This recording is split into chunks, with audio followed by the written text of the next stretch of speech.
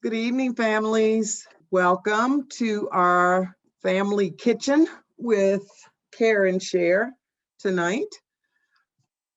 We're excited that you are joining us and wanting to continue, or those that have done the series from the fall, continue learning some new techniques around cooking and preparing and all of that. And those that are new to this series, you'll get some great ideas of how to prepare meals, cook with family, just enjoy making healthy snacks and things of that nature for your family. So we're excited that Jessie and her team are back to work with us. As you know, this is a 3-session series. Each of the sessions are different, but there'll be things in between that you'll be asked to try out and participate in and see how it works, and then be able to come back and share some of those ideas once you've tested them at home. So I'm excited that you're here tonight. I hope all of you have been able to stay warm and safe. It has been cold, cold, cold. A lot colder than we're certainly used to, and hopefully all of you have been okay with the weather situation as it has been. I know today was President's Day, so I believe all schools were closed, but those of you who homeschool, you're never closed. So hopefully during that time you just had some fun with your kiddos at home and for President's Day. So again, welcome. I am not going to take up any more time. Certainly if you have any specific messages for me, you can send them in the chat, and send a personal note to me, and I'll address those individually. Otherwise, I know that they're going to have cooking tonight and have you chat during the session. And we got a couple polls that we're going to do with you as well. So again, a very participatory class. As always, I'll always ask if you can have your cameras open, do so. I know that sometimes you can't, but if you can, have your cameras open, and that way we can see you and they can call on you and have you be a participant as much as possible. So again, thank you for being here. Jessie, I'll turn it over to you now, and you guys can introduce your team and we'll go from there. Thanks, guys. Thank you, Deborah. Hi, everybody. Good to see you all again. I recognize some faces. My name is Jessie. I work for Cooking Matters at Care and Share. And we have with us tonight Stephanie Willard. She's our intern from Sodexo. And Taylor Hargis, you guys met in the last session. She's going to be cooking the vegetable curry for us tonight. During the last couple sessions, we talked a lot about why it's important to eat healthy and what that really looks like. And for these next couple sessions, we're going to dig a little bit deeper. Today, we're going to really think about what inspires us to eat healthy. How do we keep wanting to cook healthy meals every night after a long day? And we're going to talk more about how we can get the kids involved in the kitchen. And we're not going to practice with the children cooking, but we're going to do a recipe. Taylor's going to cook the vegetable curry recipe. And I want you guys to really think about what steps the kids can help with in that recipe, because really any recipe can be a child-friendly recipe. So we want to look at that. And this is a recipe that I think you guys all will like. On the last sessions, we ended on you guys asking me about what kind of spices I had. So I was trying to pick a spicy recipe, so hence the curry. And now we will introduce Stephanie. You can go ahead and introduce yourself, give a little bit about your educational background. Make sure I'm not muted. Hello, everybody. I am Stephanie Willard. I have my degree in dietetics, which is just a fancy word of saying nutrition, from the University of Northern Colorado. And now I'm working on my master's in dietetics as well at the University of Rhode Island. I'm an intern with Sodexo. Before transitioning to nutrition, I was a high school science teacher for 7 years. So I've had some experience working or educating, and definitely over the last year, a little bit over Zoom as well. Oh, kiddos, they are 6 and 9, and one's probably considerably more choosy about what he eats than the other. So I've got a good mix of willingness and skepticism at the table.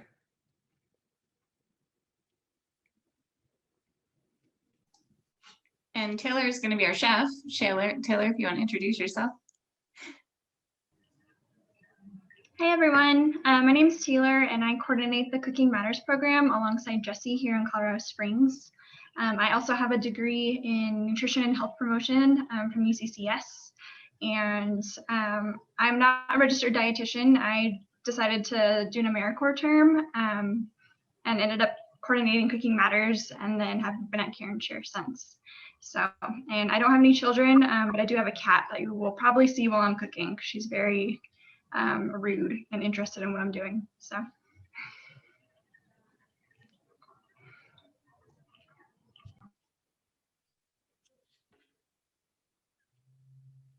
And you are welcome to carry it away. We're going to start with a poll. Go ahead, Stephanie.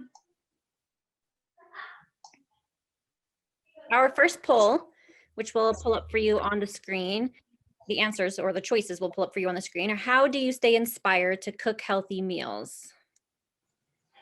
So select your answer from the screen.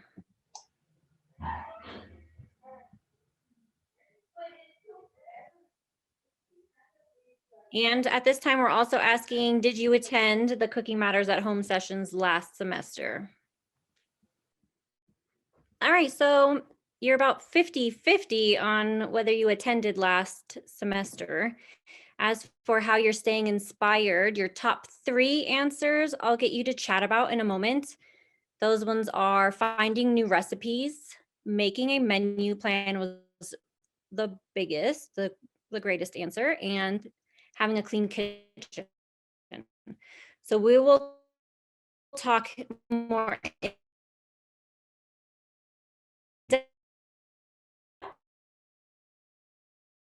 about those. Stephanie, you are really cutting I'm in gonna go and out. else that you see mine yet. So in the chat, is this better? We can hear you now. You were cutting in and out for a minute. Hello, we good? Mhm. All right, just let me know if it happens again. Hopefully it's okay, but all right, Christy's getting us started. Chat in where you guys are finding new recipes and what are your favorite to go or go-to dinners.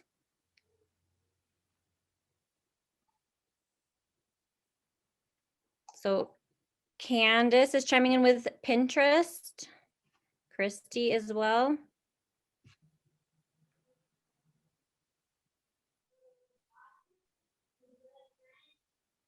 Facebook.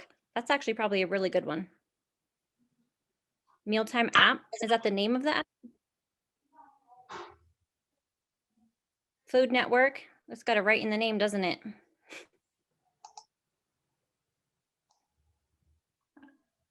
I love the all recipes and yummy. Yes, I have all recipes on my list as well. Betty Crocker. That's wholesome, isn't it?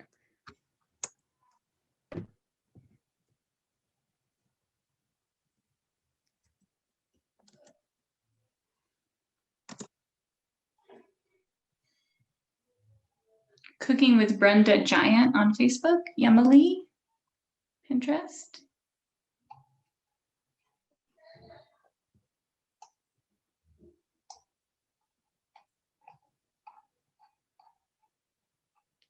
Brenda Gant. And YouTube.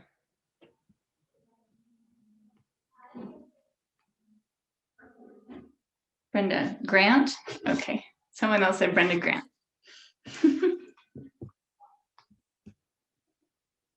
All right, if you think of others, go ahead and put them up so that your chat buddies here can see those as well. But I'm going to go through a few. So I'm going to close the chat so that I have a better view of my screen. Okay, Jesse? Okay, I'll keep an eye on the chat. Yeah. Oh, we're getting some. Okay. All right. So these are some 4 recipes that I like. I'll tell you why I like them and then where you can find them. So if I'm searching for recipes, I am extremely busy. I have my 2 kids, my husband, my mother-in-law, we all live in the same house. It's crazy hectic. I want meals that are fast and healthy. So I'm gonna look for categories like 5-ingredient meals, 30-minute meals, preferably 20 minutes, slow cooker meals, and 1-pot meals. So I'm gonna show you the website. So I'm gonna stop sharing this. And then pull up the websites and share again.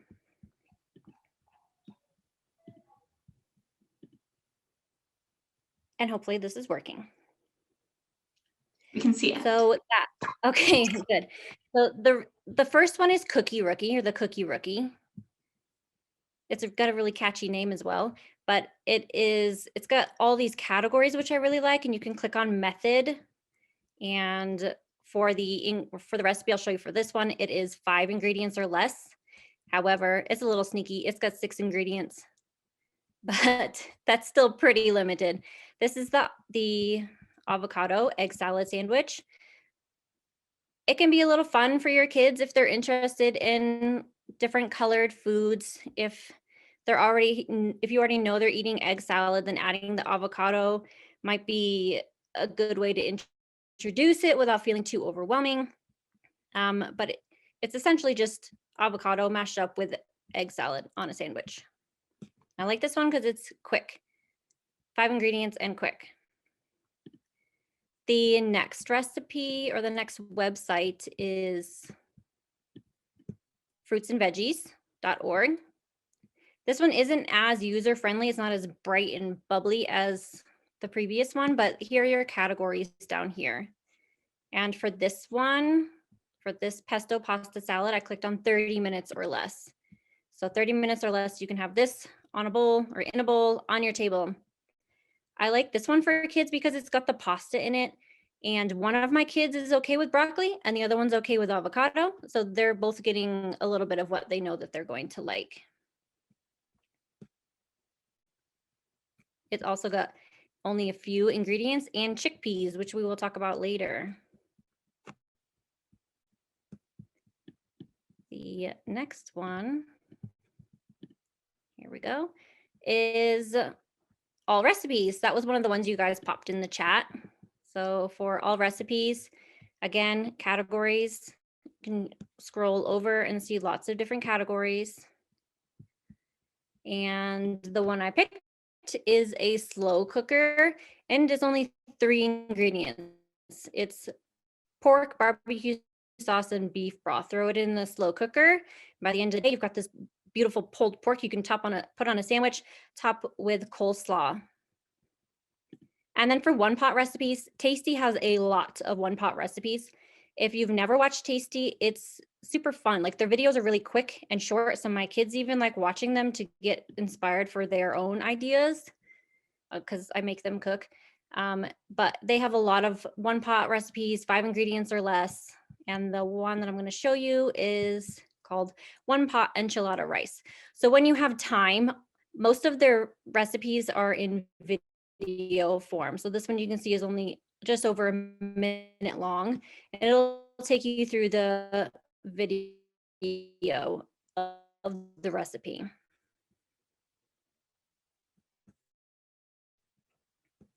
I'm stopping share screen and going back to the PowerPoint. If you have questions about where to find new recipes, go ahead and pop those into the chat. So if you like that, like the Facebook feeds, the ones that just show you how to make the recipe really quickly, like sometimes watching those short videos makes it look a lot easier and more attemptable than like looking at a big long recipe with 50 steps on them. So if you like the Facebook videos, Tasty's a good one for that.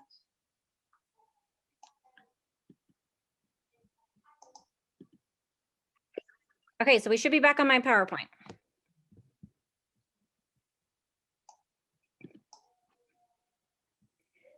This was not a popular answer. However, involving kids in the kitchen is a great way to help develop their love of healthy foods. You can teach them about healthy meals. When they get old enough, they can start making their own healthy meals with you. You will have a handout about this in your post email wrap up. But for your younger kids, if you have younger kids, they can be helpful in the kitchen by becoming familiar with the foods, telling you what they smell like, what they look like, what they feel like. They can help you prepare produce by washing it. They can put things on a plate when you're ready to start plating foods. They can help you measure and squeeze and shake ingredients.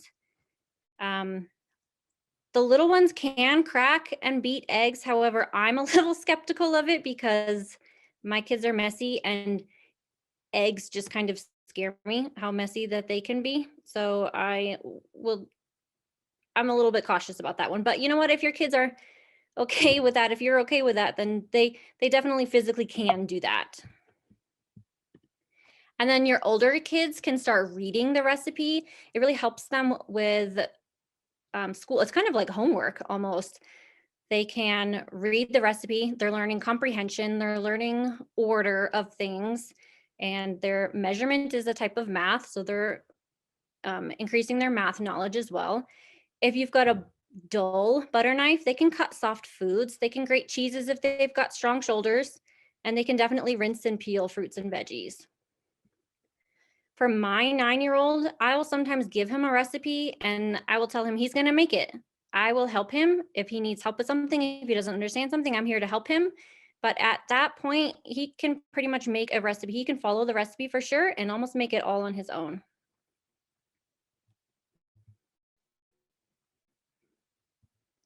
Menu planning was one of your top 3 answers. So when you're menu planning, be flexible. It's your house. No one's there telling you what you planned on Monday. You must cook on Monday. If you want to rearrange days, that's fine. You can totally do that. It's up to you. Easier ways to do this are to make the list on your phone. You can copy and paste and rearrange them on your phone. Or we have a whiteboard in our kitchen and I just draw arrows. Like I'm drawing an arrow from Tuesday down to Thursday because I'm not ready to cook Tuesdays yet for whatever reason. You can also just make a list of meals that you want to make this week, but don't assign them a day.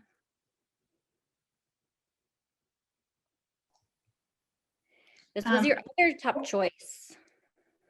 Do we have a chat? I know I had out of curiosity, has anybody started meal planning more since the last class? Like did anyone take the last session and start meal planning just from that and had new adventures in it? Somewhat. Okay. We got one. There's probably more. They just haven't, a little bit more. Yeah. Just haven't chatted in yet. Okay. So some people always did it, but they're more where we're eating it a little bit. Okay. Yay. Okay. That makes me happy. And this one is my favorite, of course. Keeping a clean kitchen. I like it clean and order. So yes, if I walk into the kitchen and it's clean, that's amazing. So can you guys put into the chat, how do you keep a clean kitchen without going crazy?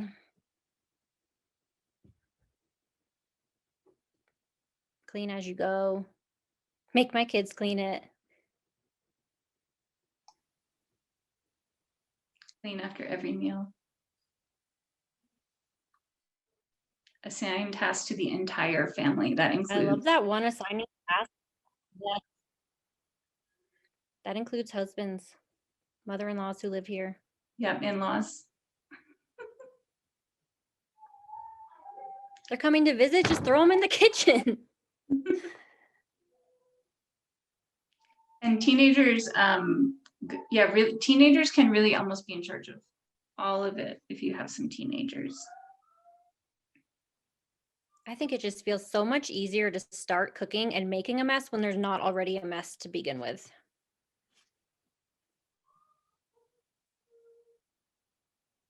Cleaning as I go, that's a big one, isn't it?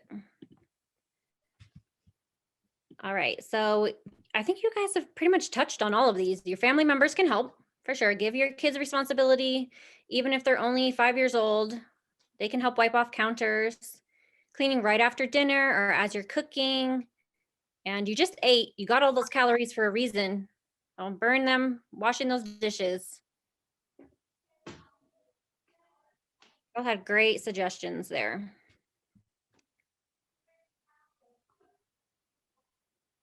When you talk about burning the food that you just ate, like I even sometimes when you're doing dishes is a really good time to practice like squats or sucking in the tummy and getting a little exercise while you're doing working on posture a little bit while you're doing dishes. Yes, right. If you're leaning against the counter and your shirt gets all wet while you're doing dishes, then suck it in. Stand up straight.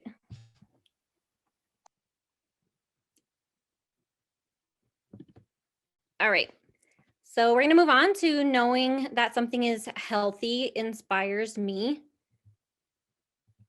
You can find good or accurate, reliable information on many websites. Eat Right is a great one. Environmental Working Group is another. If it has an edu or a gov at the end, and very often an org, those are good sites that you really want to look at. They're going to have accurate information on them backed by research. Another one is the USDA's Myplate. So you may have touched on Myplate a little bit on your last class, but the poll said that only 50% were here. So if you haven't had education on Myplate, if you haven't read up on it on your own, here are just a few of the suggestions that Myplate offers you. However, you do want to allow yourself some variety. You don't want to get so rigid that you're just feeling overwhelmed.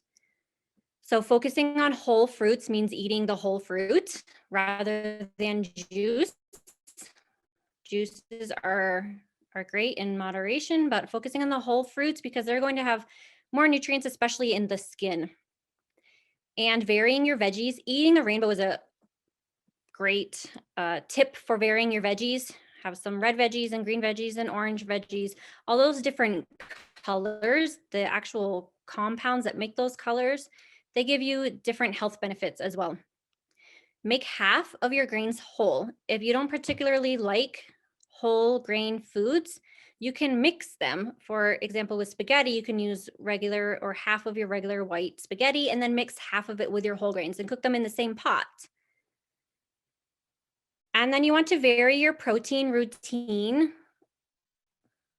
So including non-meat sources and moving to low fat or fat-free dairy products like milk or yogurt or cheeses. Since we may have some new people here, are there any questions on Myplate before we move on from here?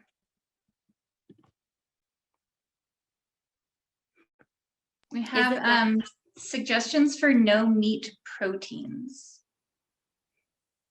Beans are huge. Beans, nuts, legumes, soy products. What else am I forgetting, Jesse, Taylor? Seeds and yeah, so I go beans, nuts, and seeds. Doing nuts and seeds both. We always forget about seeds are often less expensive, like sunflower seeds, and they have special kinds of oils that are really good for you as well. Peas have protein. Tofu.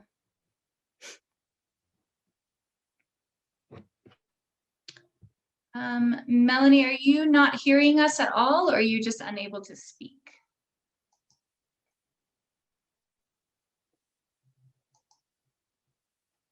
I don't know. I think she can't hear us at all.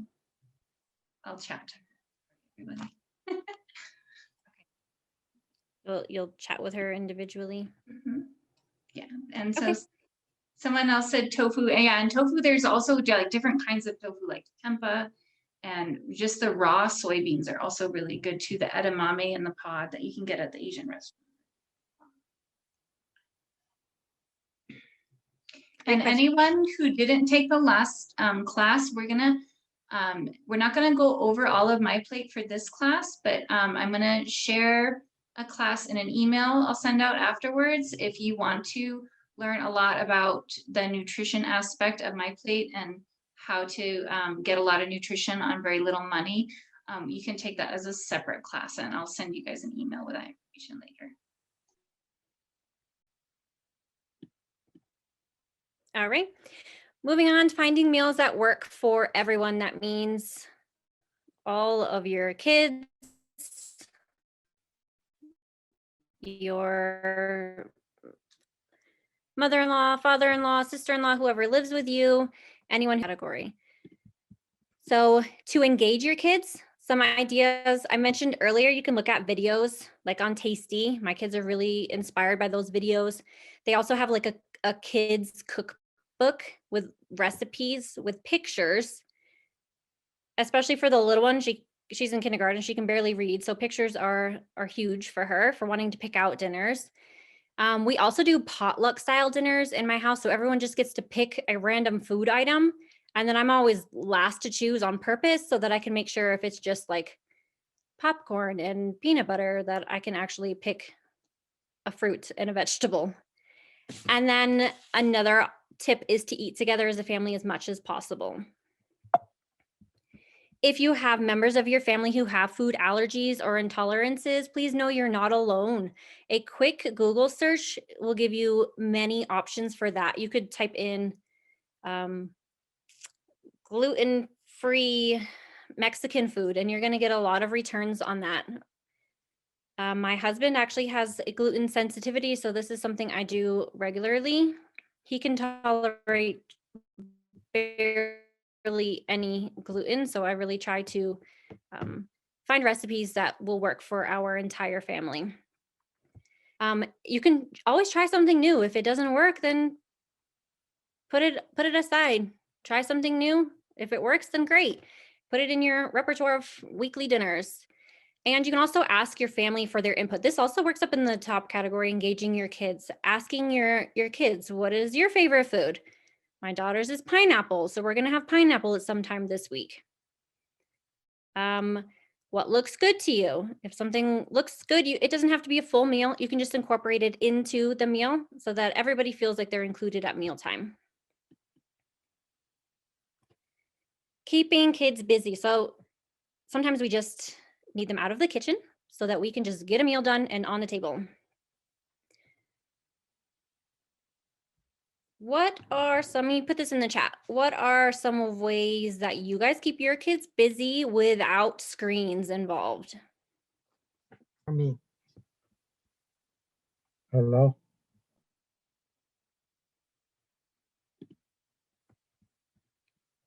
Reading, send them outside. Not today though, right? Or maybe if they have really good outerwear. Arts and crafts.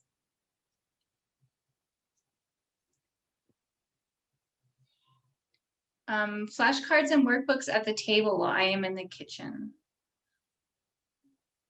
That's a really good way because then they can, it's like enough when they're doing their homework, you can help them enough that they're still working independently, but you kind of get a little bit more of your help when they're learning without helping them too much on their homework. We are a musical family, so we have sheds. Amelia, you said sheds? You can unmute if you want to as well. Yeah, so it's called like a musical shed. So if I'm cooking like an elaborate dinner or something that may take a little more time, or some things that they might necessarily not be able to help with just yet, then they'll go down in the basement and they'll just drums, organ, keyboard, everything. And that keeps them busy for the time being. And then afterwards, when they're done, dinner is typically done by then, and they eat and then they go right back downstairs. Not always, but yeah, we have a love for music, so it's a lot of that going. He's saying, And just blasting music, just blasting music while you're cooking too can make it more fun. That's awesome. Lots of great ideas. And once again, I think they're already here. So I know that we said, or some of you said that you can give them kitchen jobs, let them help if you've got a plan for that. You can have them chopping something off to the side. Little ones can measure water from like a measuring cup over top of a big bowl to make them feel like they're helping. They can also wipe off the counters, help you clean up. Homework was already mentioned. Coloring or arts and crafts was already mentioned. My daughter likes to train the dogs. She's 6 and she thinks she's, a dog trainer. So I let her go and do that. And sometimes they like to do exercise or yoga. They have yoga. There's yoga dice that they use. They roll a dice and they do the pose. If you guys think of anything else, Lego projects, that's in the chat. That's awesome. That'll really keep them busy and their mind engaged. All right, on to the next poll. What makes you not want to cook dinner? We'll have the poll answers come up in a moment.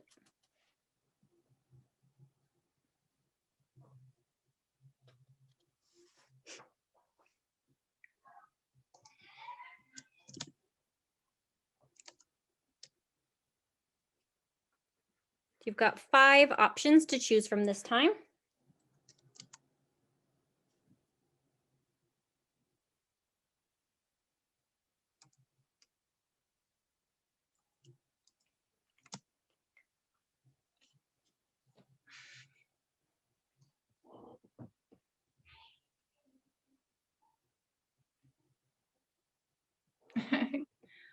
Percent 100% said tired. I feel that very strongly. Mm-hmm.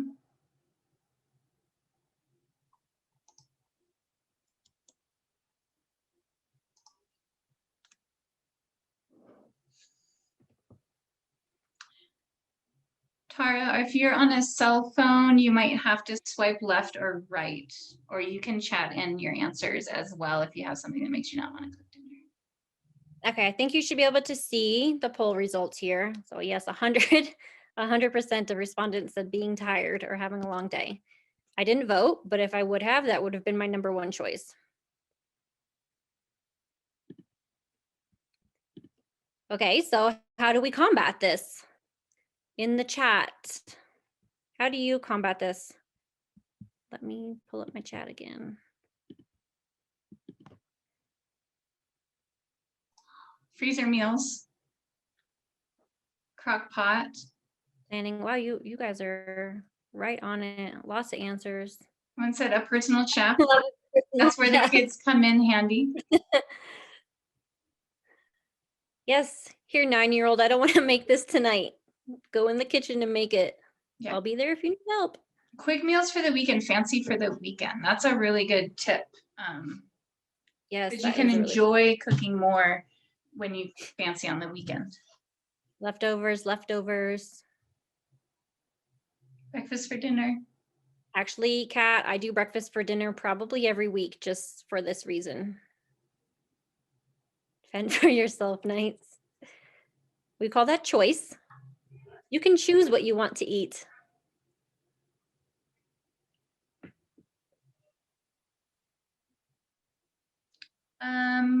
Gina, you said make portable food. What do you mean by portable food?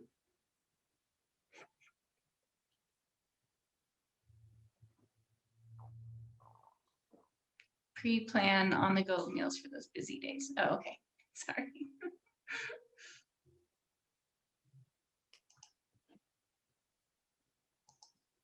All right, keep adding if you have more. Some tips also, I think may have already been touched on, but yes, making a plan for the week. It's nice to just know what you're going to be cooking. You come home, you know what you're going to be cooking, you just start making it. And that ties into the last bullet point there as well. Just start the meal. Get out all of your ingredients, get out your recipe that you're going to be using when you get home. You're more likely to actually use those ingredients if you've already gotten them out, as long as they're room temperature safe. And quick dinners, next class, you'll get a lesson on quick dinners. So we won't talk about that talk too much about that this time. And then also having your basic pantry meals, which I know was mentioned in the chat as well.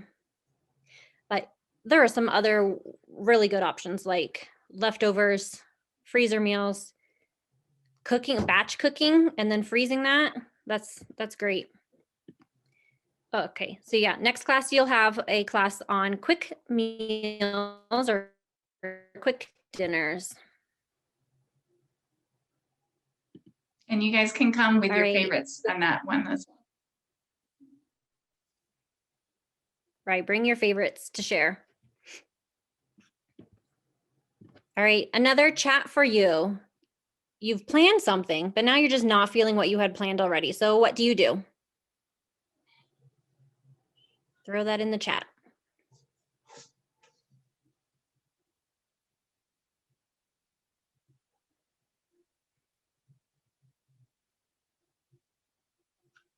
Oh, and while the chat is going, Gina clarified, so a portable meal is something you can make in the crock pot, just a meatball in the crock pot, and then put it in a sub. If you have to go to like a soccer game or something, like a hot dinner, you'll still have a hot dinner when you go out.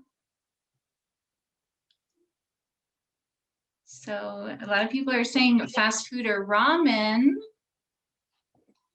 And a few of you guys have the idea to cook something different that's planned for the week.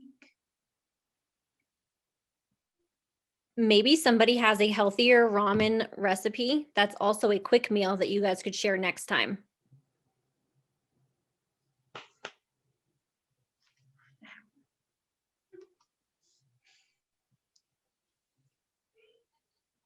Looking up the meat you have already thawed to find different ideas. Grilled cheese and soup. Yes, that's an awesome idea.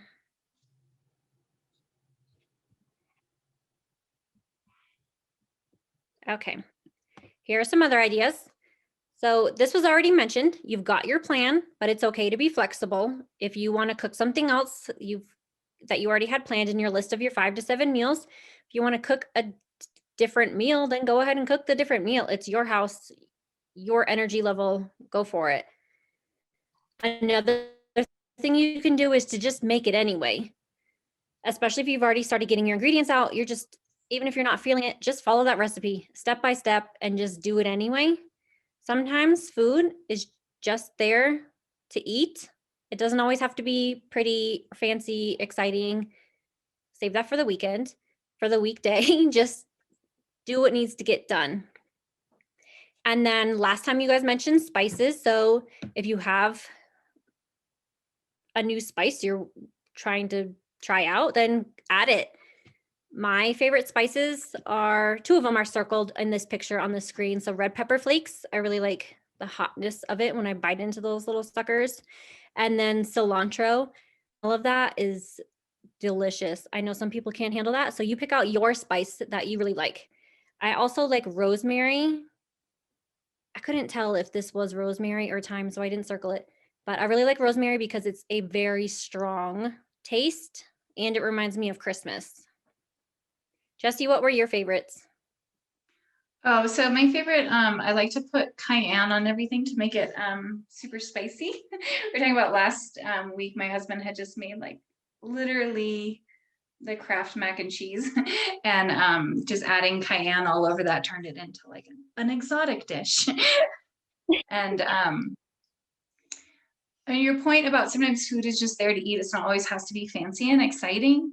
I think that's a really good thing to teach the kids as well. Like sometimes when the kids are like, oh, I want this or I want that, and they're talking about everything they want besides what's on their plate, you just say, well, we can have that another day. Like, so you don't always have to love the food. Sometimes you just have to eat it.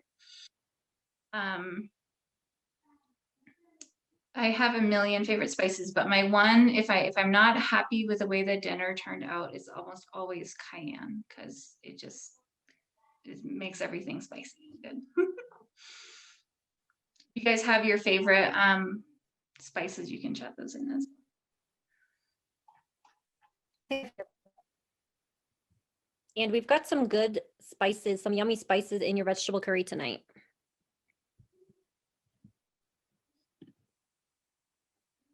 Okay, this wasn't one of your top ones, but some people did choose that your kids want to help. They want to be with you, but sometimes they're just messy, or you just need a quiet, calm, organized space to work in, which is completely fine, understandable, absolutely. So if you need to give them something to do, then they can help you put away food packages. They can get out the bowls, the spoons, the pots, the pans that you're going to be using. So they can be your like mini sous chefs. Get out what you need and put away what you're done with. You can also try putting ingredients in a bigger bowl or inside of a Ziploc bag so that the kids can kind of mess it or squish it up inside that bag or mix inside that larger bowl, and they're less likely to make a mess there. And then one helpful tip is to just unplug your mixers and your blenders, whatever else you're using, until you're ready to use it, so that little fingers don't go pressing play or go when you're not expecting it.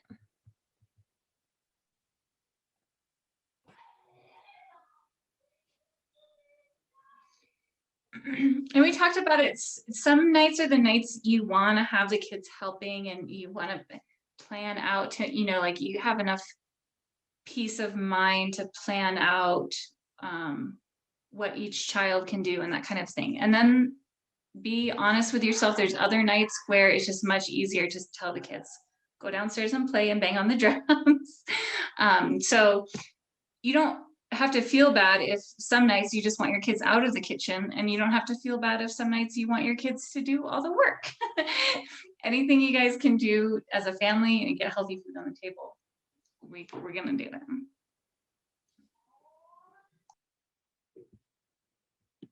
All right, here is your last poll question. How do we inspire our kids to eat healthier? So we know what inspires us to eat healthier. Now, how are we putting that on the next generation? How do we inspire our kids to eat healthier? Your poll answers will show up on the screen, and then you'll click on them like before. Okay.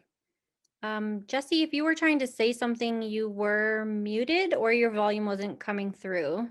Yes, thank you guys. I was trying to speak, and I was saying that having them, when they pick out the fruits and vegetables, and that's the special food of the night, I really like that phrase, the special food of the night, because then they're learning that like a fruit or vegetable can be like the most exciting thing about the meal. And there are so many different ones to choose from. I think that's a really good. So I think you guys are really on the right track of modeling. A lot of people put that in the chat as well, modeling that we eat things. So like talking about them as you're eating them and talking about why you like it, and being honest about it when you don't like it as well. So someone asked the question, even if I eat what's on my plate, my daughter will not try foods. Any recommendations? Yes. Practice patience. Practicing patience is huge. Sometimes kids need to be able to experience or be exposed to the food up to 15 times before they're even willing to try it. So keep putting it on your plate, keep offering it to her, and eventually, like I hate to say that word eventually, but yes, eventually they will come around and they will be more willing to try that food. It's stressful, absolutely stressful for sure. If you think I'm doing everything that I could be doing and she's still not eating. I have one of those kids too. I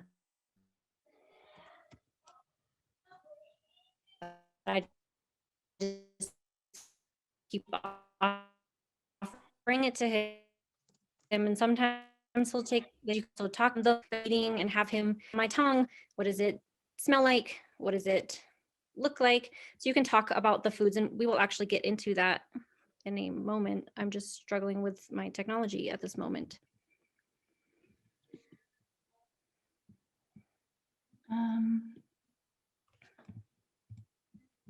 I can go into some of the chat. If you want to take a minute to figure that out and tell me when you're ready. Some of the people were asking for healthy snacks for kids other than fruits. We talked a lot about last time about trail mix, parfaits, muffins that you can make with whole wheat and then throw all kinds of healthy ingredients in. I will send you guys a whole bunch of snack recipes. I will add those to, or I'll send you probably the links to them in the email. Stephanie, are you all set now? You might try to unshare your screen and then share it again. Okay, yeah, let me try that because like I got the chat box off so I can actually see my screen now. Sorry, everyone.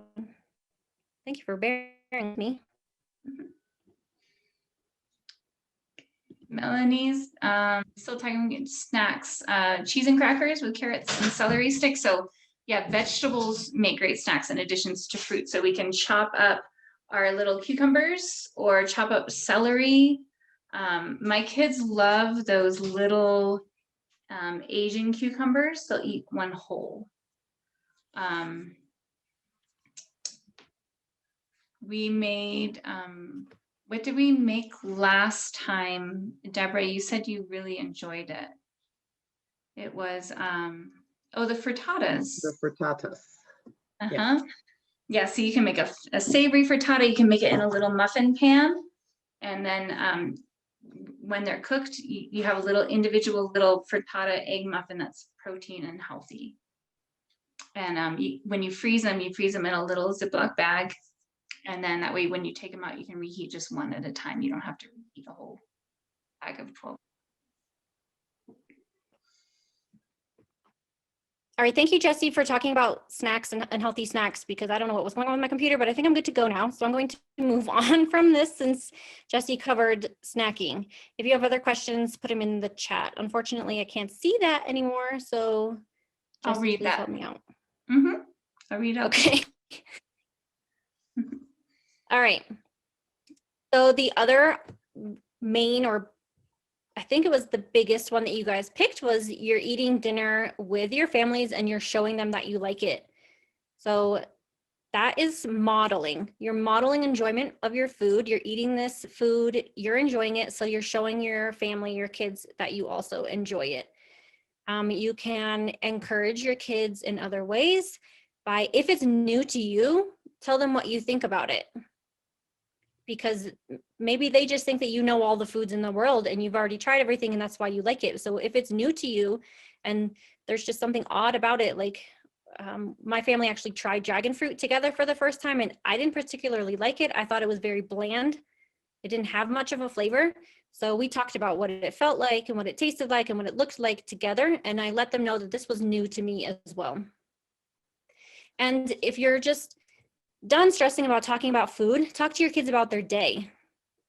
What was something kind that they did? Who was nice to them today? Just talking about their day allows you to just focus on your family and not so much about the stress of talking about the food that they may not be eating. This was another big one that you guys picked.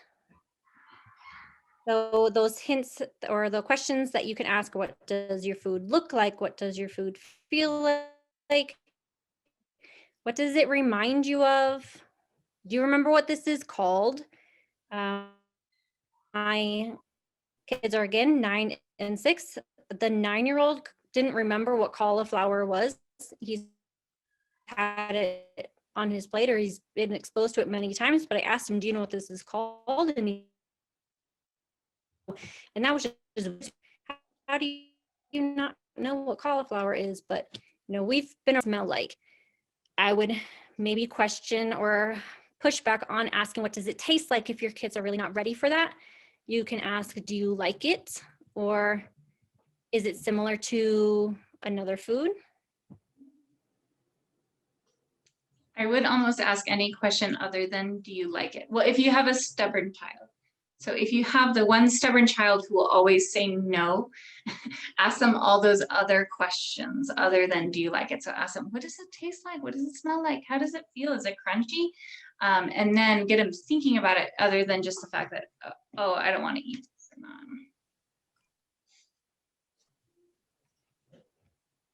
Yeah. Okay. And then you all also said that you are including foods that you know that they like. So this is the picture of mac and cheese. We know most of our kids will enjoy mac and cheese. So you can add things like broccoli, shredded carrots, sweet potato to the mac and cheese. If your kids see something on the table that they know that they like, they're going to feel more at ease and more relaxed when it comes to eating. And then you know that they're going to get some nutrients. Just tonight we had tacos. My daughter does not like lettuce, but there's lettuce on her tacos, and I know she's getting some of that lettuce in there when she's eating. The same with the broccoli and the mac and cheese, you know that they're getting some of the nutrients in there, but they're also getting the nutrients from the food that they do eat, the pasta itself, the cheese. And then it also counts as exposure. So I said it could take 10 to 15 times of exposure for a kid to actually even consider eating that food or touching it to their tongue or trying the taste test. So this counts as exposure.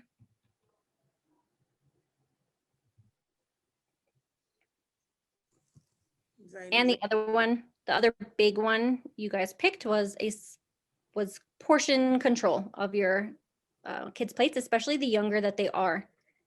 So these pictures are what is recommended on the left, and then what many parents think reality is on the right. So instead of giving a heaping scoop of spaghetti, just give 3 to 5 tablespoons, depending on the child's age. Same with a sandwich. Many children just will not eat a huge adult-sized sandwich, so cutting that in half or even in quarters might feel more or less overwhelming to them. It's also going to reduce food waste. If you put 3 tablespoons of a food on their plate and they eat 3 tablespoons, there's nothing to waste. But if there's 8 tablespoons of something on their plate and they only eat 3, then you've got 5 tablespoons of food waste. Remember that your kids have smaller stomachs than you do, so therefore they're going to need less food than adults. And once they're old enough to start serving themselves, allowing them to serve themselves, it increases the chances that they might eat what they put on their plate. I'm choosing this much to put on my plate, so I'm more likely to eat it. This goes hand in hand, especially with your littler kids. If you have toddlers or preschoolers or the younger kids, this is really helpful. This green table at the top is kind of confusing. It will be on the handout so you can super analyze it later. But for now, this blue font at the bottom is what I want you to pay attention to. So a quick rule of thumb is 1 tablespoon of food per year of age from each of the food groups at lunch and dinner. This works especially well for the little ones. So if you've got a 4-year-old at home, that's 4 tablespoons of fruit, 4 tablespoons of peas, 4 tablespoons of chicken, whatever you're cooking. So just 4 tablespoons of each of those foods at lunch and dinner, which is really not a lot. 4 tablespoons is 1/4 of a cup. That's a really small cup. So it's a lot less than you're thinking. You can always add more.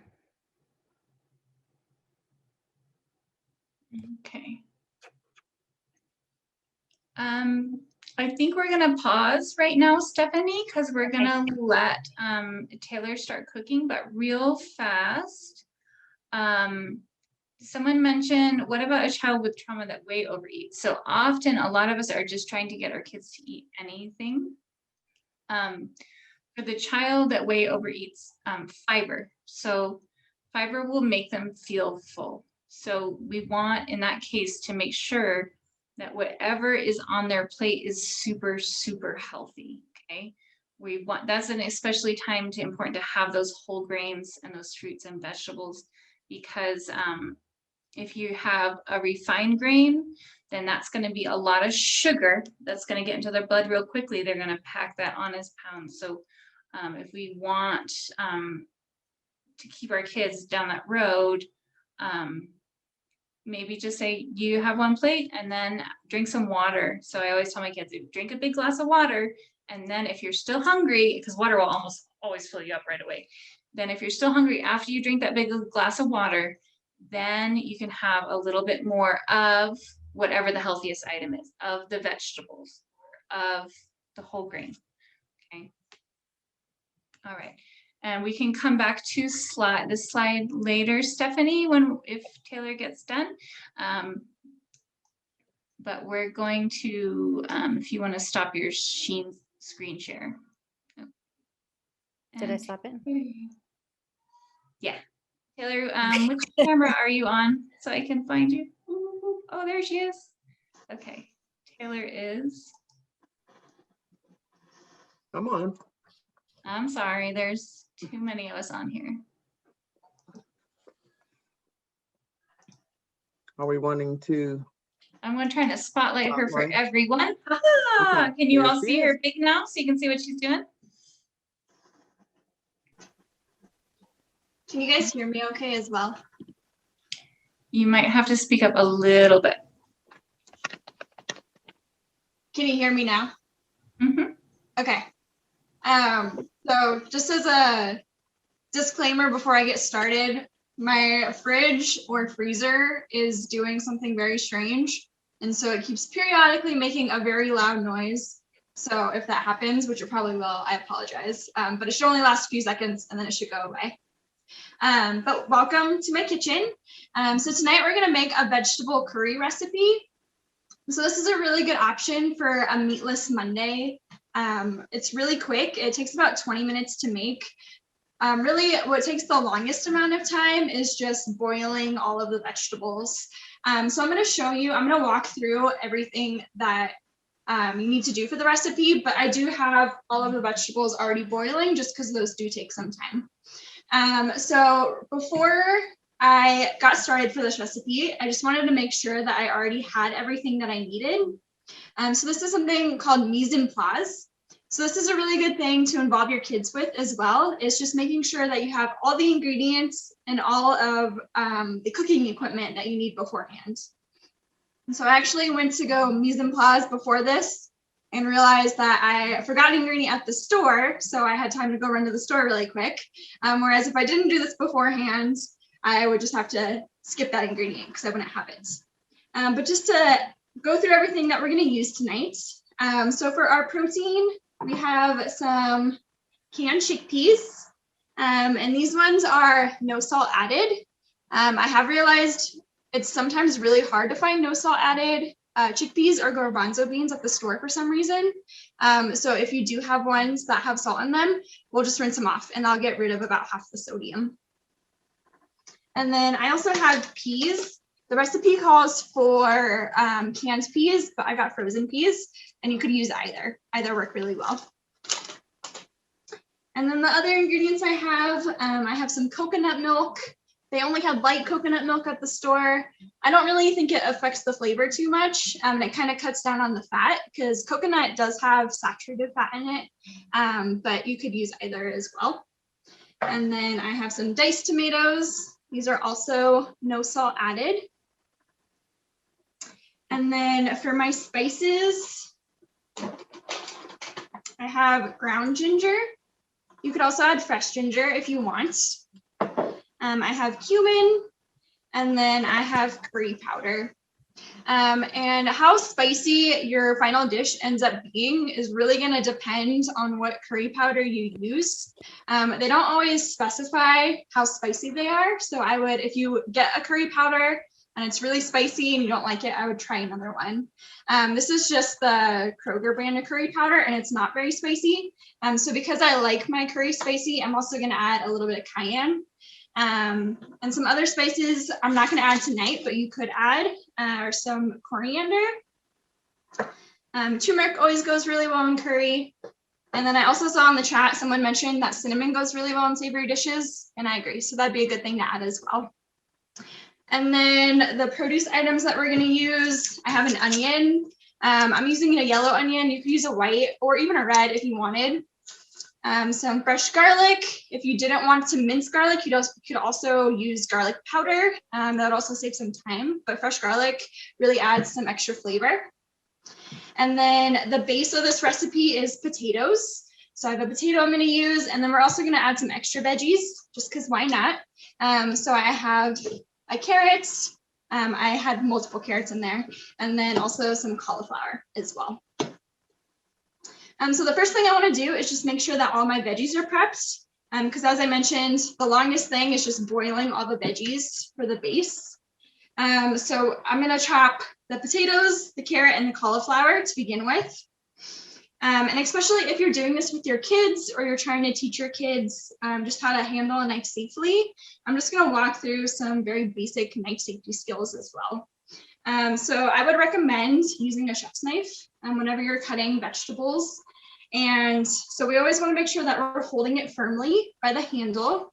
I know sometimes people are kind of afraid of using knives and they'll hold it back here, but then it's really just hard to have like a firm grip on it, and that can actually make it much more dangerous. So just having a really firm grip. And then a good thing to teach your kids is whenever you're using a knife is to use the dolphin. So we're kind of going to think of this as a dolphin going through the ocean. So it's just going to kind of make this motion. So whenever possible, we want the tip of our chef's knife to be on the cutting board. And then we're just going to go down and kind of forward. So this is better than just going like straight down, because that could very easily result in an injury. And then another thing we want to do whenever we're cutting, especially for the kiddos, is we want to use what we call the bear claw. So when I'm using the bear claw, all of my fingertips are tucked back. So whenever I'm cutting something, I can't accidentally cut my fingertip. So this one is huge for kids because they have a tendency to stick their fingers out, and it's really easy to cut one of those little fingertips. So just making sure your fingertips are always tucked back. So I'm gonna start with my potato. For this one, I'm gonna try to make a flat surface first. This potato isn't super rolly, but a lot of the times they are. So making sure that I have a flat surface is just gonna make it a little bit easier and safer to cut. So I'm gonna go ahead, I'm gonna use my bear claw, I'm gonna hold on to my potato, and I'm just gonna cut a section off. And then from here, I can turn my potato over, and now it's flat and it can't roll at all. And so then I'm gonna cut a couple more sections. And for our potato, we're just gonna dice it. So we just want it relatively about like 1/2 inch in cubes. And really the size doesn't matter too much. You just want them to be relatively the same size. And then the smaller that you do cut them, the faster they will cook. So once I have all my flat surfaces, I'm gonna go back. This first one I cut is pretty small, so I'm just gonna cut that in half. And then I'm gonna go back and I'm just gonna cut it into little cubes.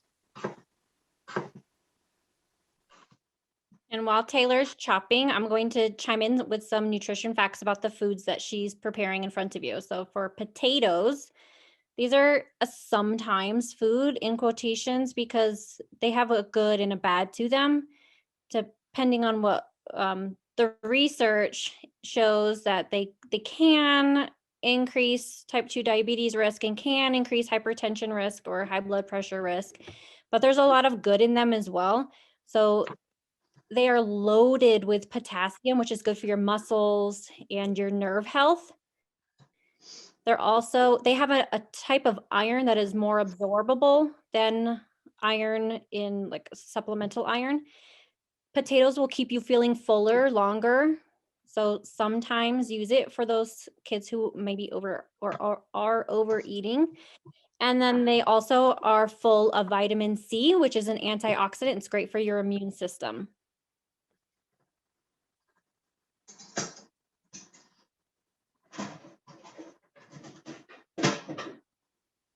So since I already have my potatoes boiling, I'm just gonna set this one aside for now. And then I'll move on to my next veggie.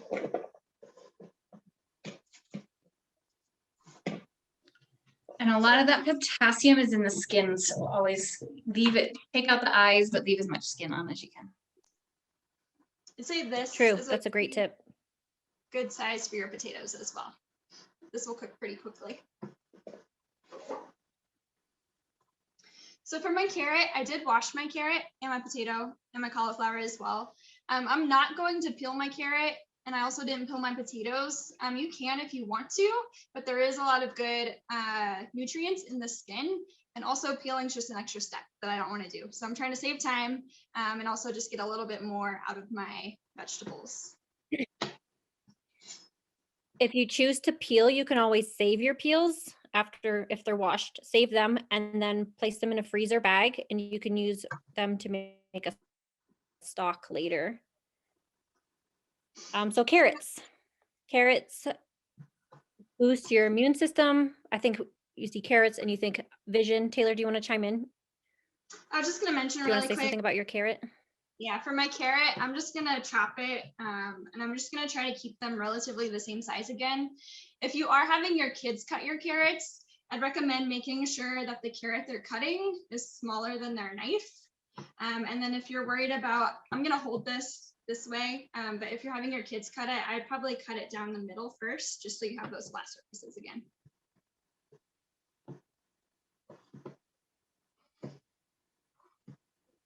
Okay, carrots also have vitamin C, so that is, again, going to boost your immune system. And they have a lot of folate in them, so they can help prevent birth defects in pregnant women and their unborn babies, help bone marrow produce red and white blood cells, so that's going to be great for your immune system as well. Folate helps to repair your DNA to protect against cancer, and it may help lower blood sugar by helping to convert extra or carbohydrates in general into energy.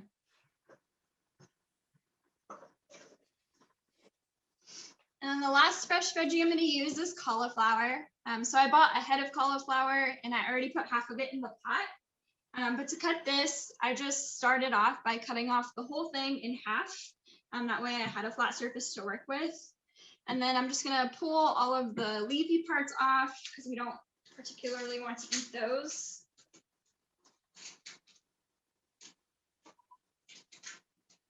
And then once I just have just the white parts, this one, since I already cut it in half, it's already like breaking apart. So you could just have your kids break off the pieces. Or if you have like a bigger piece and it's hard to do that, you can also just cut off the little floret pieces. Cauliflower has lots of potassium, folate, and vitamin C. I mentioned those with our other veggies, but potassium helps with nerve and muscle health. Folate can help repair DNA. It converts carbs into energy, and vitamin C is an antioxidant, so it's great for your immune system.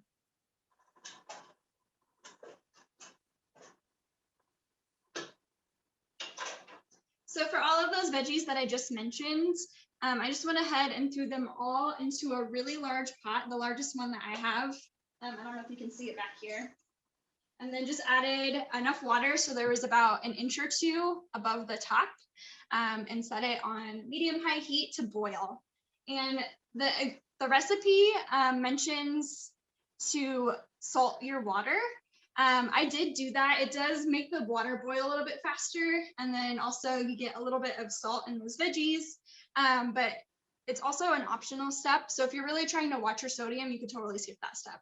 It's just going to take a little bit longer for the water to boil, but you're really not going to lose anything else otherwise. So my veggies are still boiling back here. So I'm going to get started on the next step. So the next thing I'm going to prep is my onion.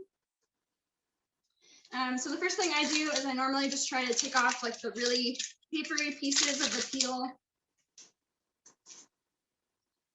And then again, I want to start by trying to create a flat surface just so it's not rolling around on me.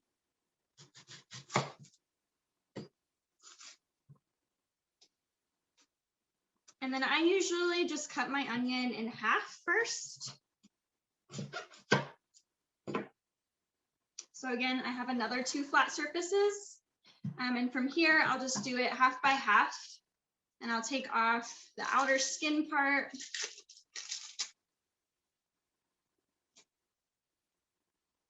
And there are dozens of ways to cut an onion. The way that I find works best for me and I feel safest doing is I go through and I kind of follow, like you can see, I don't know if you can see in this light, but there's like little lines along the onion. So I kind of follow those just to kind of get like a general, just like a place marking of where I want my dices to be. So I go through the whole thing, making those cuts, making sure not to cut all the way through the top. That way the whole thing still stays together. And so then I go back perpendicularly to that, and then I just cut down. And so then that creates a nice dice. I know a lot of people will cut their onion like this way. I don't really think that's super necessary. If it works for you, then absolutely do it. But because it's already divided, I think this way works the best for me.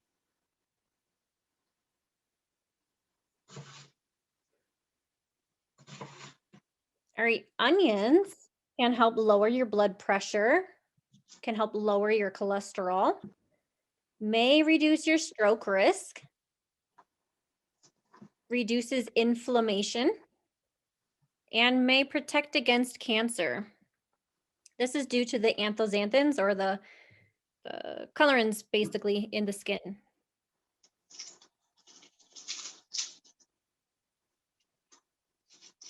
And so with the yellow onions, I wouldn't super worry about it too much. And both the red onions, you definitely want to get the papery part off, of course.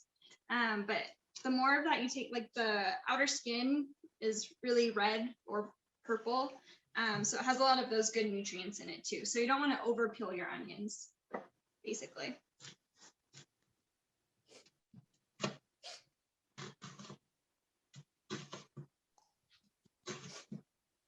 They say that keeping that root on there will make it so less of that gas goes into your eyeballs, but I don't think it really works. It doesn't help me. I tried. I did like a mini experiment.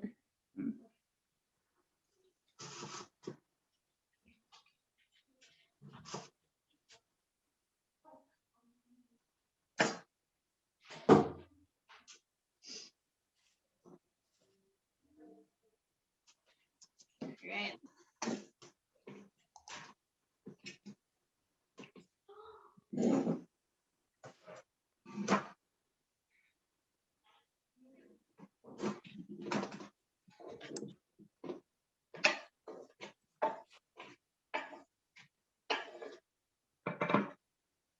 And so then the last thing I have to cut is my garlic. So I have a whole head of garlic. So I'm just gonna start by breaking it open so I can get some cloves out. And the recipe calls for 4 cloves of garlic, but of course you could add more if you're someone who thinks that every recipe should have more garlic in it.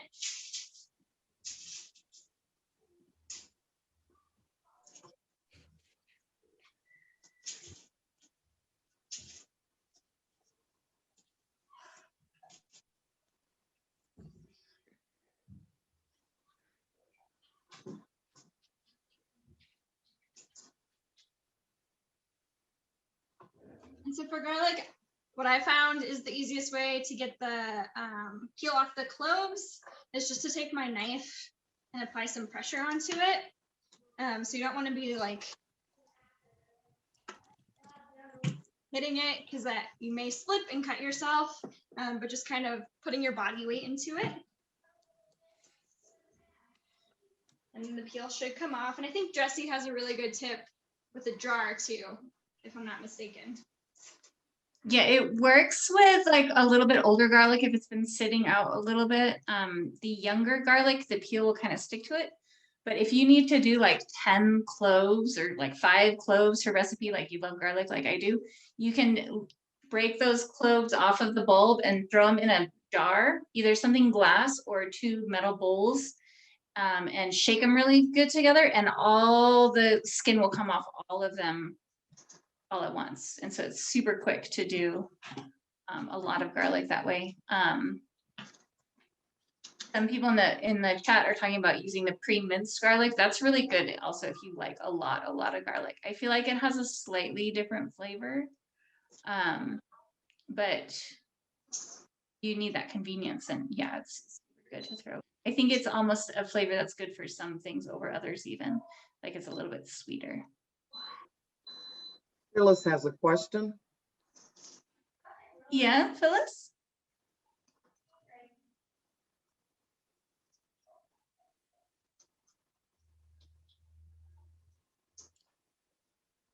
That was an accident, sorry. Oh, okay. Oh, I haven't seen the hand raised before. I'm used to looking for questions in the chat, so I was looking for it over here. But that's really neat. So just as a quick side note, while I finished peeling my garlic, that beeping you just heard, I started some brown rice in my Instant Pot just as a base for the curry. So I'm just using long grain brown rice from Walmart. And I made it in Instant Pot, which is a little bit different than making it on the stove. But you could also make it in a rice cooker if you have that, or on the stove, or you could also just get like minute rice if you don't want to wait as long. If you're making it on the stove, it's like a 1-to-2 ratio. So for every cup of rice, you want 2 cups of water. And then it's a little bit different for the other methods. But one thing I would recommend if you're using brown rice, especially if you don't really enjoy the texture as much, is to rinse it first. So for the longest time, I did not have one of these. So I would fill a pot with water and then put my rice in it and then like hold a plate to it to drain it off. But I found this at the dollar store. So I would definitely recommend getting one of these if you don't have one. And then just rinsing your rice really quick before you cook it. So for my garlic, now that all my garlic is peeled, I'm just gonna chop off the very top of it and then just mince it. So just cut it into small slivers.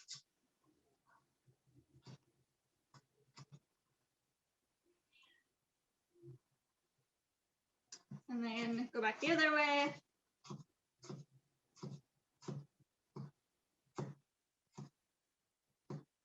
And you can see that even though garlic is tiny, she's using the big chef's knife. So once you guys practice with the chef's knives and get really good at them, that's really the only knife that you really need. Maybe a paring knife, but it really works good once you get that movement down, that dolphin movement. It works good for everything. Do you have any health benefits on garlic? Is very nutritious. No, it's very nutritionally similar to onions. So to save time, just to make sure we could talk about everything, I was just going to move on to the canned tomatoes that I see sitting right there. Okay. That's not going to take a long time to open and pour in. Go for So it. diced tomatoes in a can specifically, they're treated with a really high heat that gets rid of the bacteria. That's how they are preserved.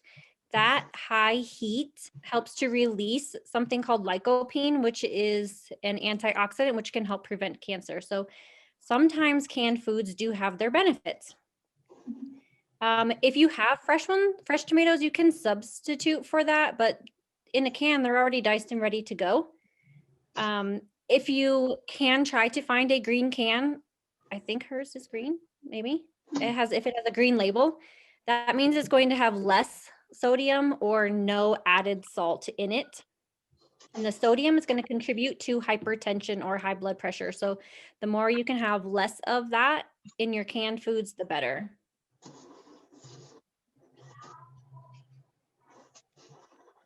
He's saying that really all this sodium that we need is in the food already, if we're eating properly.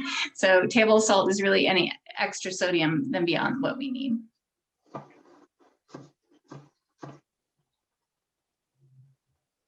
All right, so this definitely could be a 1-pot meal. I thought I started boiling my veggies fast enough, but they still need a little bit more time. So I'm gonna start the rest of this recipe in a different pot. So I'm just gonna turn this over medium heat again. I'm just gonna let that warm up for a little bit before I add my oil.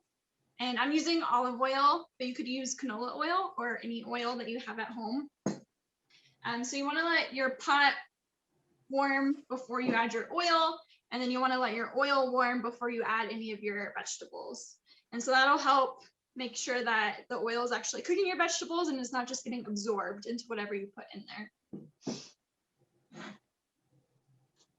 Of the top 4 common cooking oils, canola oil and olive oil are likely the healthiest due to their different fat compositions.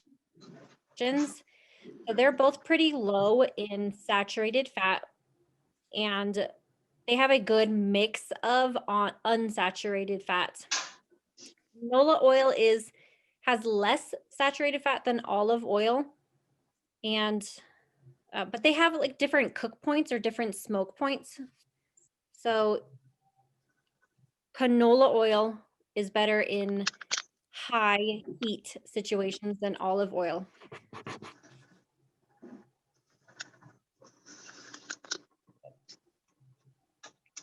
And those polyunsaturated fatty acids are the ones that are like omega-3 and omega-6. Those ones that everything and everywhere tells you are so good for you. So olive oil has those, and so does canola oil.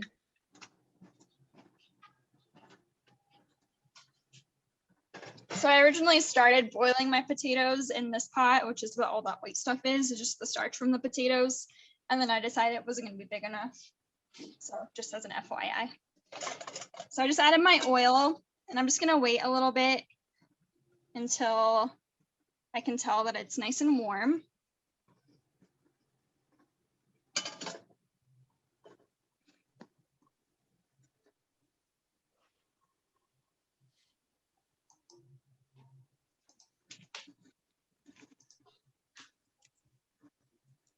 And I'm going to add all of my onion.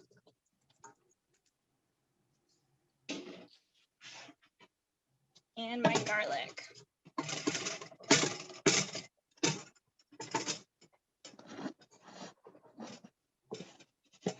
Sorry, I'm trying to do this with one hand.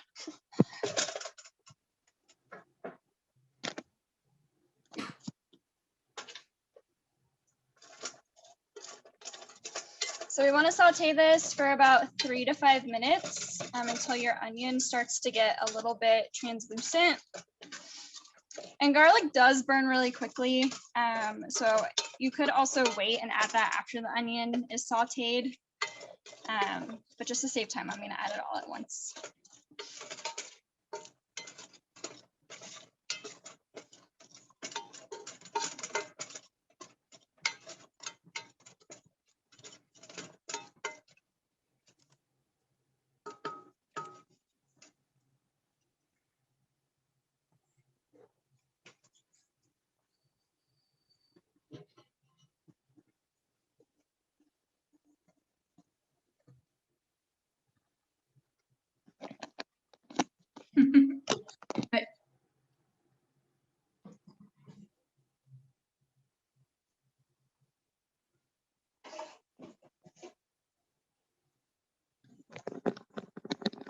We need an olfactory button on Zoom so you guys can smell everything that she's cooking, how good this recipe is.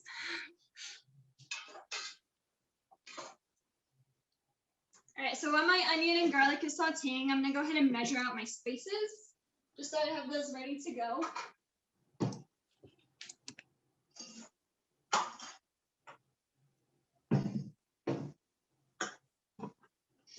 So for this recipe, it calls for 2 teaspoons of cumin, 4 teaspoons of curry powder, a teaspoon of black pepper, and a teaspoon of ginger. And I, for the life of me, cannot find a teaspoon in my kitchen. So I'm going to use a half teaspoon and just multiply everything by 2.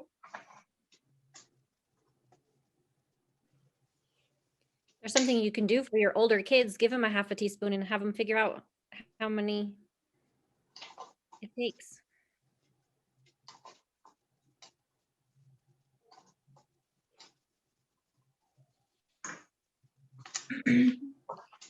So Right, while Taylor's measuring, I'll quickly go through these 3 spices: cumin, curry powder, and ginger.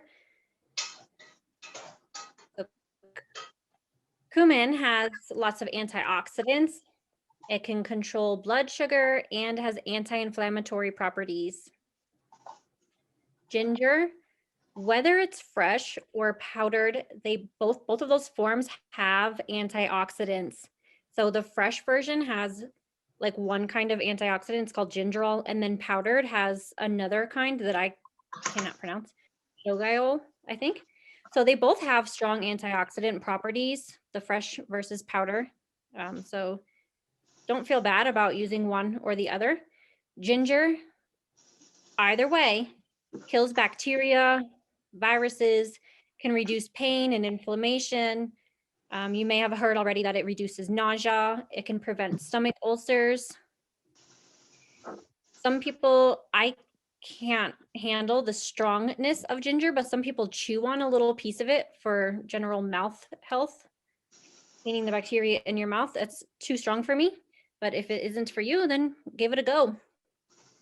And then curry powder is not an actual spice, it's a spice mix. You can make your own curry powder by adding common spices that Taylor listed at the beginning. So coriander, cumin, turmeric, cayenne. Depending on your taste, you can add things like mustard, ginger, garlic, cloves, cardamom, nutmeg, maybe even a little cinnamon. So it's a spice mix. That's also good if you don't have any or all of these other spices she's putting in. You can remember that curry will have a good mix of spices in it anyway. So if you were missing one of the extra ones, you could still get away with making this dinner without. And then Stephanie, can you explain a little bit about what antioxidants are? I know everyone has heard of them. Or if you'd like me to, I can.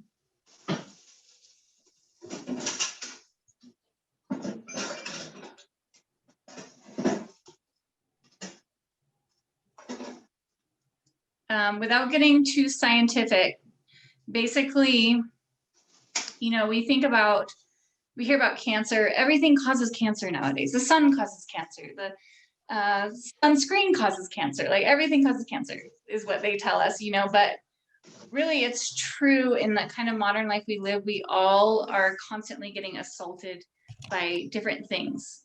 And antioxidants help fight off all the little assaults, like the daily assaults from our body. So in a sense, they really prevent, they may not be able to cure cancer if you're already sick, but they really are keeping your body healed from all those little daily assaults that we have. So when we talk about antioxidants, they're really something that we want to consume in everything that we eat. I'm not sure if my volume is working. Sorry, I tried to answer, but right. So, okay, sorry, technology. Okay, so yeah, as Jessie was saying, there's like these unstable molecules inside your body that can harm your cells, but the antioxidants that you're eating in all of these different foods, they're a defense against those unstable molecules. They're going to keep those molecules in check, almost trying to keep your body as neutral as possible, so that DNA is staying your DNA and not damaged DNA and not leading to cancer down the road. And think of everything colorful as having antioxidants in them. The spices, the fruits and vegetables, all that stuff.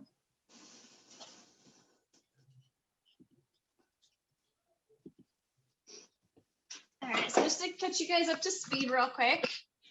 So I decided my potatoes and carrots were done because I could stick a fork through it easily. So those are nice and ready to go.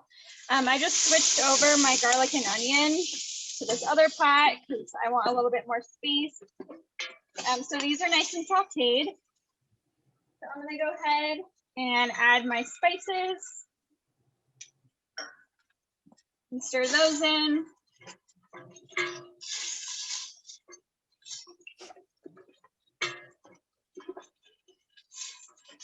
So cool, it's steamy. Yeah.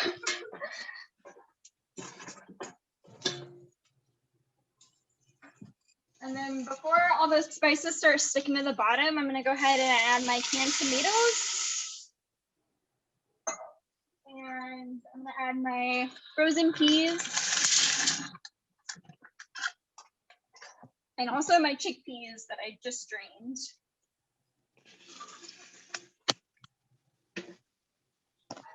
I'm sorry, chickpeas are really our protein for this dish. You could also do a meatless one by adding cashews or something like that to it. 1 ounce of chickpeas has 3 grams of protein.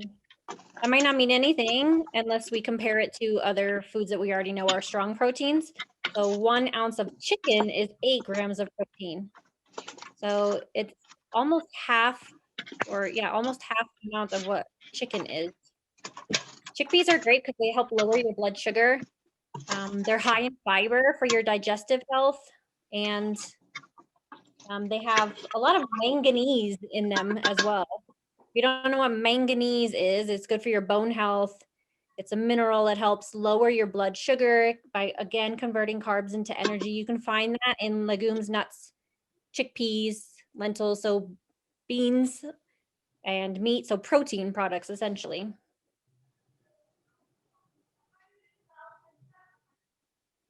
Those peas are really popping in there. Good color. So now that I have all of those ingredients in, I'm just gonna increase my heat a little bit. And then I'm gonna go ahead and add my coconut milk. So I'm just gonna add the whole can.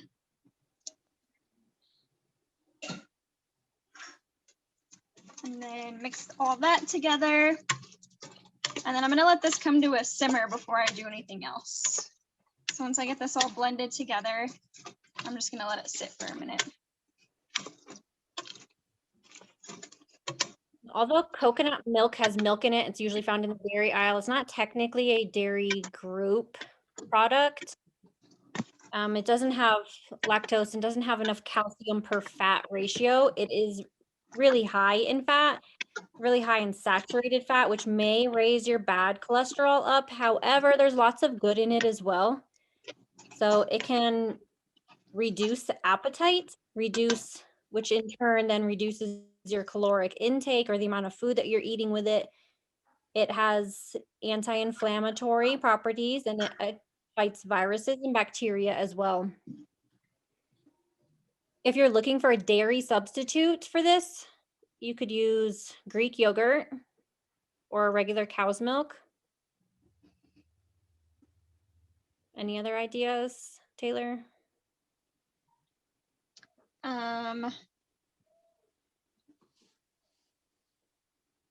Not that I can think of, only because Sour I've only cream? ever made curry with coconut milk. Yeah, maybe sour cream, but it's going to have a slightly different taste depending on which dairy product or milk product you use. And also, if you haven't ever made like a curry dish with coconut milk before, especially if I know a lot of people really don't like the taste of coconut, you really can't taste the coconut flavor at all. So if that is a concern, I would definitely give it a try before you decide it's not for you.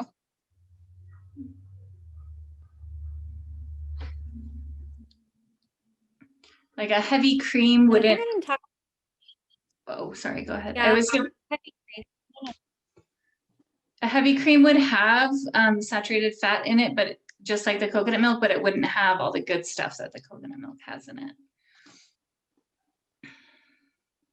Right, But and that's also not a dairy product because of all the fat. And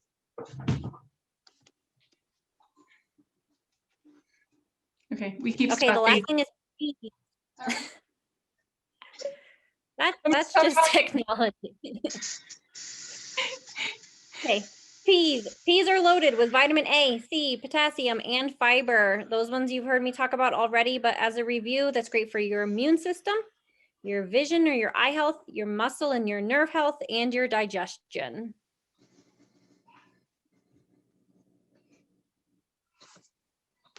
All right. So I won't make you all sit there and stare at the pot with me because, as we know, it's going to take longer that way. So as soon as that coconut milk, as the base starts to simmer a little bit, all I'm gonna do is I'm just gonna add all of my drained potatoes, cauliflower, and carrots back into the pot and stir it. And then I'm just gonna reduce the heat a little bit, let it all simmer together for about 5 minutes, and then it's all done. So if you guys want to go back to the presentation, I can check back in once everything's finished. Okay. Okay, we only have like 1 or 2 slides, so it's gonna go pretty quickly from here. Okay, that's fine. Okay, we can do the slides and then we'll do our survey. And yes, this dish is absolutely delicious. So hopefully we can cook it all together in class sometime when COVID's over. I'm gonna remove your spotlight, Taylor. And I'm gonna share my screen. And Stephanie will Okay. probably stop in about 7 more minutes to let Deborah take attendance and do our Okay. survey. Okay. Sounds good. I don't think it'll take that long because we've just got a couple more slides left. So this is the one we were on, limiting distractions. So we can help our kids focus on the food by turning off the TV, turning off the video games, putting away their homework, especially if it isn't done yet and it's really frustrating that night. Just getting it out of sight definitely helps getting it out of mind. Move the pets out of the kitchen and especially out from underneath the table. Otherwise that food's not going in your kid's mouth, it's probably going in puppies.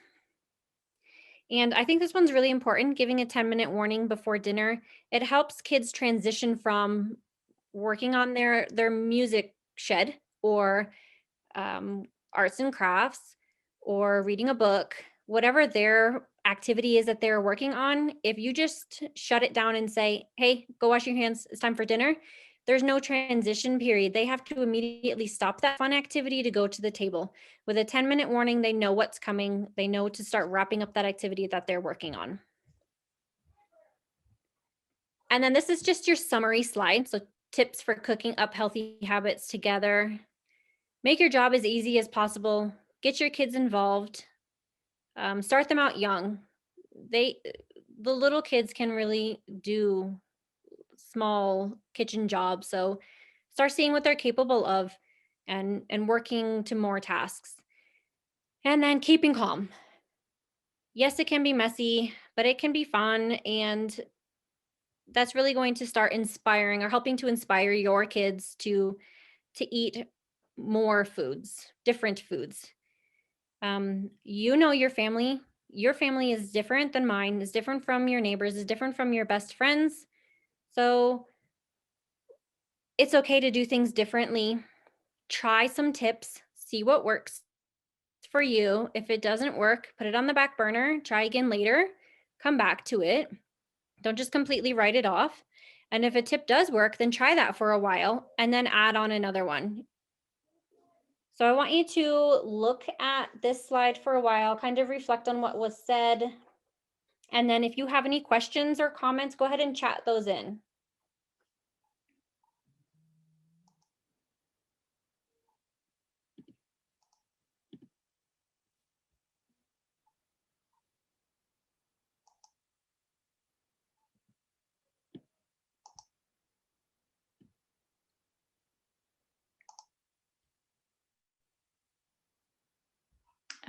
No, not too many comments, only this dish sounds good. Could you put in more veggies like celery and sweet potatoes? Yes, you can always put in more veggies. This was just a small arrangement of vegetables that you can start with. Eliza, how do I start small and change just a few things to start? It really depends on what your goal is. I would say my top 2 are going to be, if you're concerned about health, drink only water. Cut out all the sugary beverages is a good thing to start on. And then give yourself a break if you don't stick with it every once in a while. And then number 2, start eating your fruits and veggies. So if we look at my plate, half of every plate is fruits and vegetables.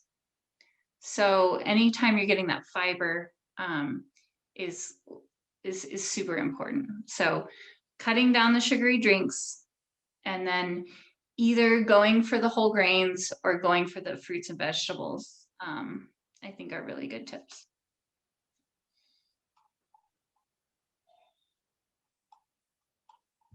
Even go into the produce section, and if you have your kids with you, just have them. If you don't know what to pick, say, pick a vegetable, pick any one. And then you can take that vegetable and you can just chop it up and saute it with a little bit of olive oil and a little bit of salt, and see if you like it. And if you don't like it, it's okay. You can try it a different way. We'll talk about next week about all the different ways to cook veggies to try new veggies. And remember to talk about it. So if you're trying that new produce that Jesse just mentioned, make sure you're talking about it to your kids so that they know it's new, but they still know you're trying it. Yeah, and if you tell your kids like, oh, it's so good, and it's not, they're not going to believe you next time you tell them it's so good. So if it's not so good, don't tell them it's so good. Just tell them, say, oh, you know what, this isn't my favorite, but I'm gonna, oh, sorry, not next week, next month, Tara. It's gonna be one session a month. But you know, you want your kids to trust you when it comes to trying new foods. So really, really be honest with them, and then show them the example, right? Remember what we said, you don't have to love it, you know, you just have to eat it. So we used to do the trick where one of our kids would pinch her nose. That can make mom feel bad after she cooked a whole long dinner, but you can teach them that if you want to.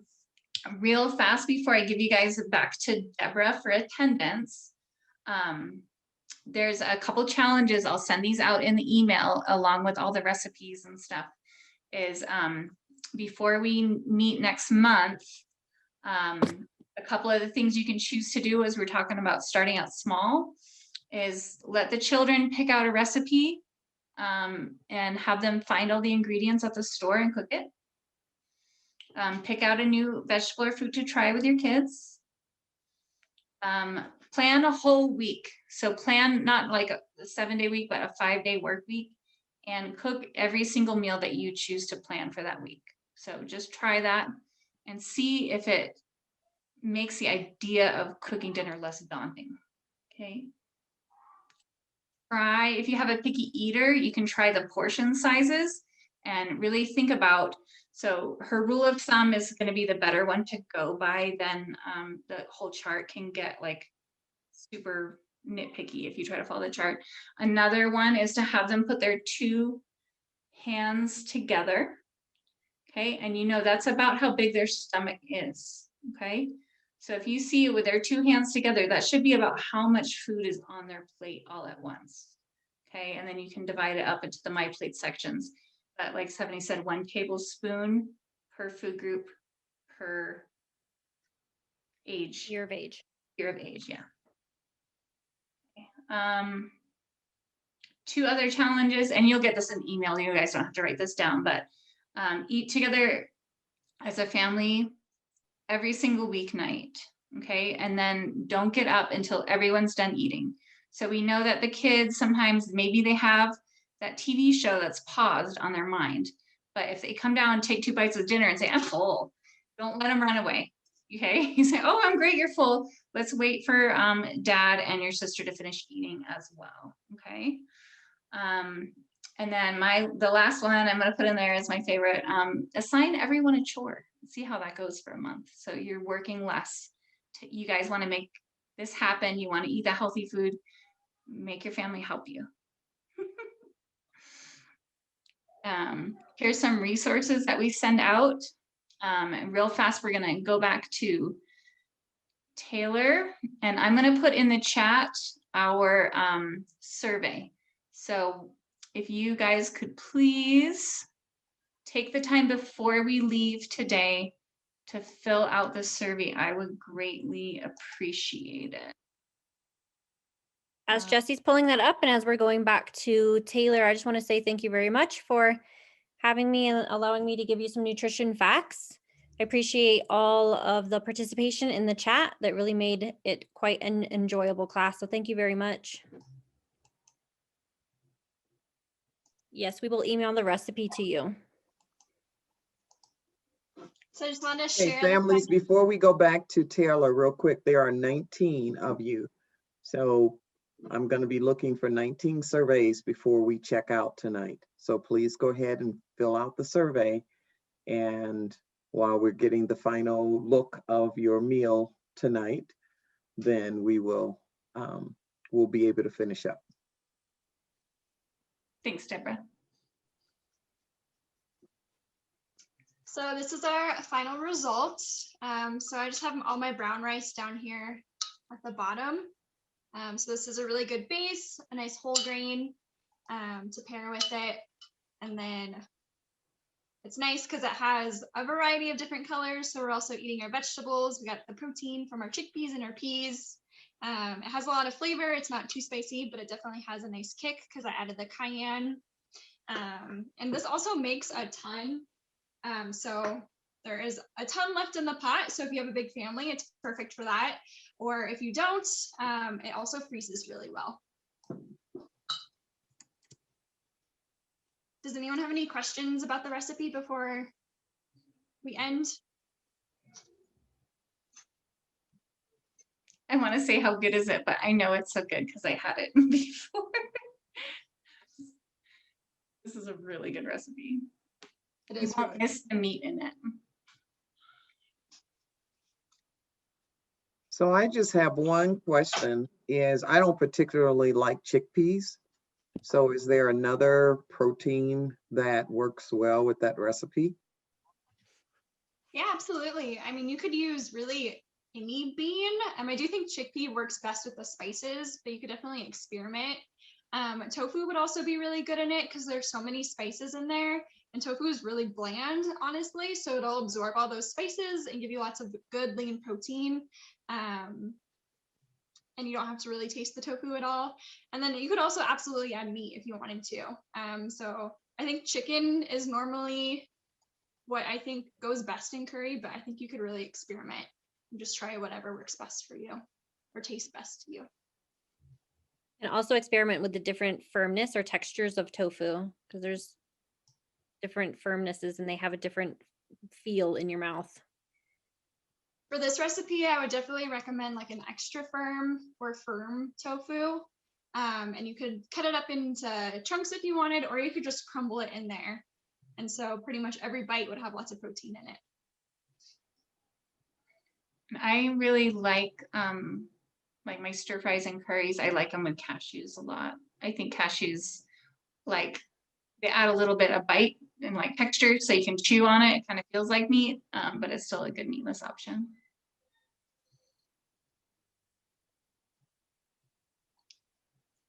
All right, well, if there's no other questions, thank you all from me as well for joining.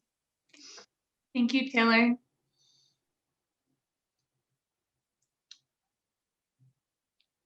And everybody else, I see a couple little surveys coming through, but in case you are unaware, the survey link is in the chat. And so you can click on that link directly, but then a little further down in the chat is the code. And so at some point it'll ask you for the program code.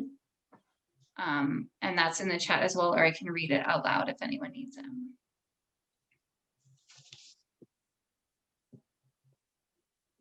So again, families, I'm looking for 100% participation in this survey. So we have a couple of minutes before I do attendance. So let's please get our surveys completed. And the surveys are really, Cooking Matters is a program all across the whole country, and it's funded by SNAP-Ed. So the same people that give you guys, or not you guys, but give Americans food stamps, also pay to also educate people. So it's like a little extra bonus. But in order to prove to them that we're actually teaching people and not just saying that we're teaching people, the surveys kind of show your attendance to that, like the Washington, D.C. team matters. And they also help us hopefully show ways to improve or show effectiveness for the program too.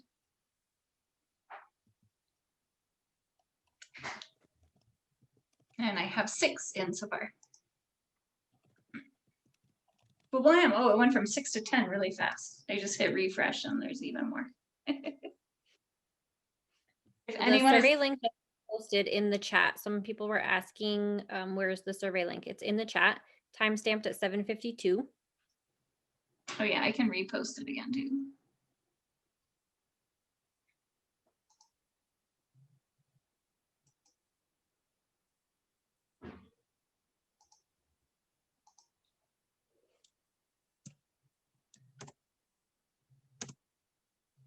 And for our third class, our third and final class, I'm hoping that some of you, our next class, we're gonna do a whole bunch of quick dinner recipes. Like we're gonna do as many as we can in 2 hours. And then for our third class, I would love it if some of you guys wanna share some recipe ideas or cook along. And if you do wanna cook along, I will get you the groceries to cook along with us.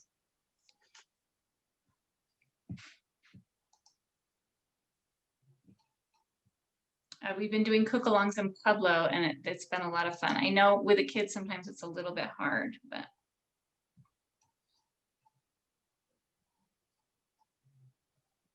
But if you can, if you're feeling brave, it's fun.